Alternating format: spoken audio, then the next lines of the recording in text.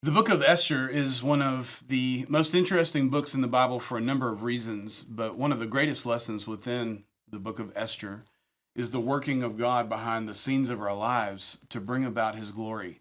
In fact, we have a God who is behind the scenes working everything to his glory. Romans 8:28 says that God works all things to the good of those who love him. And so the book of Esther wants us to dive in behind the scenes of life and to find and look for God's activity and to know that his presence is there. The book of Esther occurs roughly around the time of the biblical books that you also find in your Hebrew Bible, the Old Testament, of Ezra and Nehemiah.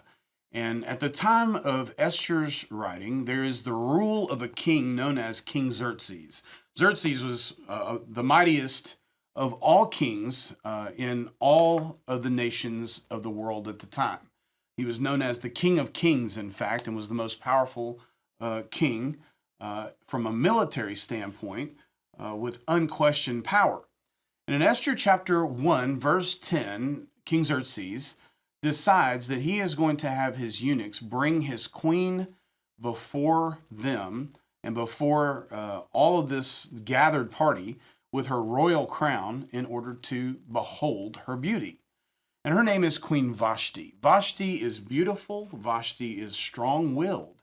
And one of the unsung, interesting characters of the entire Bible is this woman. She stands up for herself at the possible cost of her own life. And in fact, she does lose her status within the kingly court by refusing to be seen as an object.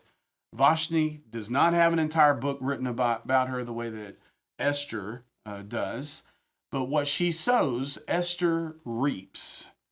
And, this is another maybe beginning opening for us to begin to see the providence of God at work, where her bravery really leads to what comes next. And so, in response to Vashti's disobedience to King Xerxes, Xerxes decides to hold the ultimate beauty pageant. He brings in all of the girls from his provinces who would be worthy contestants. And in Esther 2:15, we find that everyone admires the beauty of Esther. And in fact, in verse 17, we learn that King Xerxes loves her more than all of the other candidates, and he decides to set the royal crown on her head and declares her to be king. Now, as the book unfolds, we find out that there is a plot to kill King Xerxes. This was not uncommon in ancient nations where people who desired greater political power or who hated the current ruler would in some way seek to destroy the current ruler, either to improve their own standing within the kingly court or because they hated the rule of the occupying power. Lots of reasons. But there is a plot to kill King Xerxes. And Esther, the newly crowned queen, she has a cousin, very important figure in the story, by the name of Mordecai. He overhears this plot to kill the king. And he tells Esther. And he goes to her and he is able to relay the message, and she decides she is going to see to it that the king's life is spared. In fact, in Esther chapter 2, verse 23, we find that an inquiry was made into the matter and confirmed, and both of the assassins were hanged on a gallows, and it was written down in the book of the Chronicles in the presence of the king. And so the king's life is saved. They make this great record of what had happened so that the history books would always have it. Now, there's a villain in the book of Esther, and the villain goes by the name of Haman. He's one of the Bible's biggest villains, in fact, and it just so happens that he is King Xerxes' second in command. He has a lot of power, and he likes to flaunt that power. He demands that when he goes by and his horse is led through the town, that everybody bows to him. When he walks down the streets with his entourage, that everyone should bow to him. And you remember Mordecai, that's Esther's cousin, Mordecai, the guy that finds out about the plot to kill the king. he refuses to bow before Haman. And Haman is greatly insulted by this, and he vows to kill all the Jews because of Mordecai. I mean, he just has it out for the entire race of those who have been conquered by the Persian Empire. He just has it out for them because of the actions of Mordecai. And so Mordecai finds out about Haman's evil plan. Haman has this plot where he's going to see to it that every Jew, including Mordecai, is put to death. And Mordecai finds out about it, and he again sends a message to Esther to try and to stop this. And Esther, by this time, the newness of her being the new queen, it sort of waned. And she says, I have not seen the king in over a month. And so now we come to Esther chapter 4 and verse 14, where Mordecai is imploring Esther. This is vitally important. Everybody's going to die. And he says, if you keep quiet at a time like this, deliverance and relief for the Jews will arise from some other place. God's going to take care of his people, but you and your relatives will die. Who knows if perhaps you were made queen for just such a time as this? And so Esther decides that she is going to do just this. She's going to be brave. She's going to go before the king. And Esther 5, verses 3 and 4 says, the king asked her, what do you want, Queen Esther? What is your request?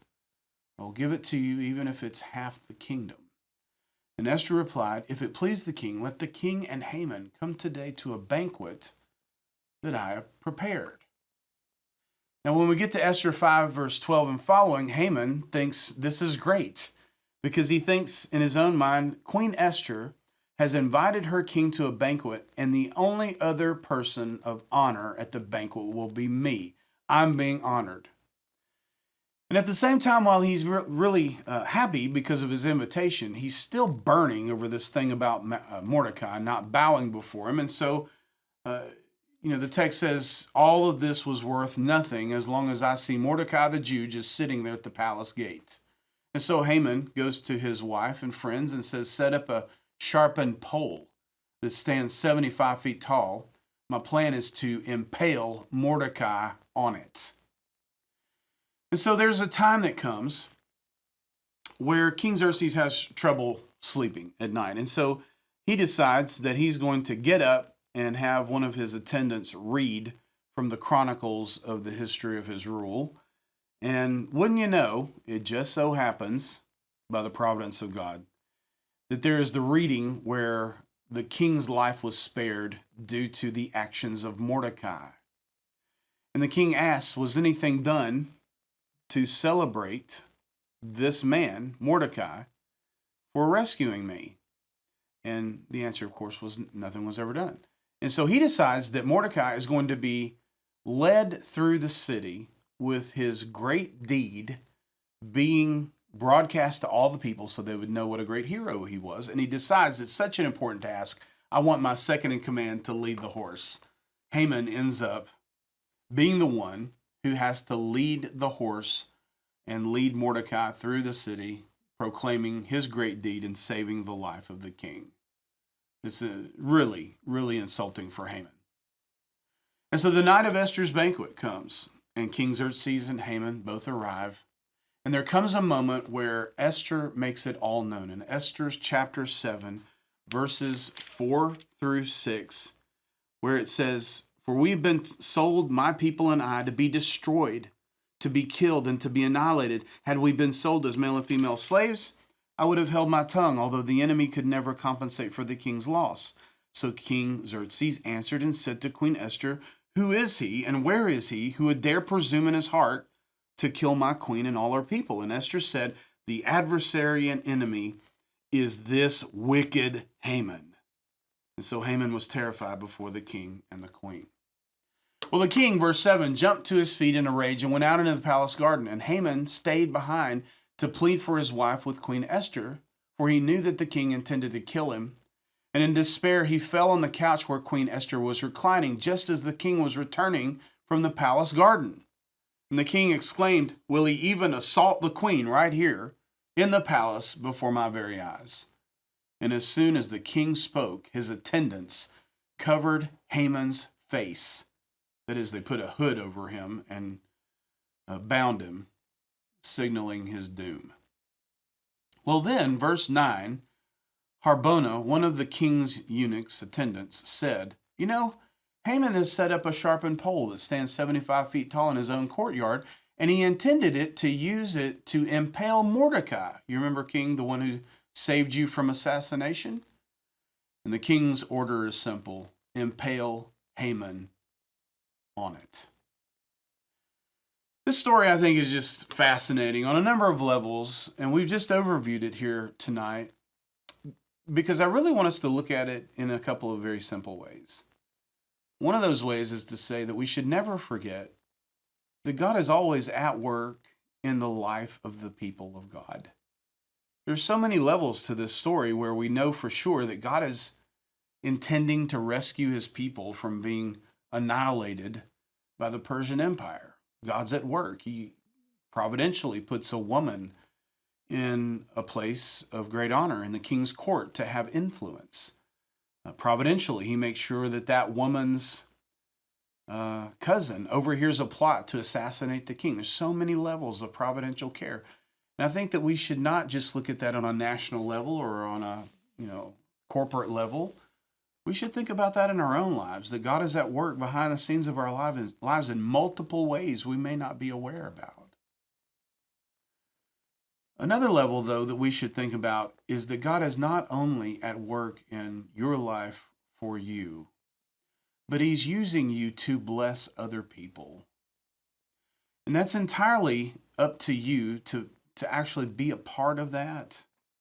There's a moment where Mordecai says, if you don't go before the king and plead with him, God will see to it that his people will be saved, but you and your family may not be. And it was really entirely up to Esther as to whether she would allow herself to be a vehicle for God's own blessing. And so maybe tonight, as we think about this great story, and we're reminded of the great providence of God at work behind the scenes of my life and your life, and behind the scenes of the life of the church, maybe it's good for us to be reminded that God is using you to bless others. And are you aware of that? And are you allowing that?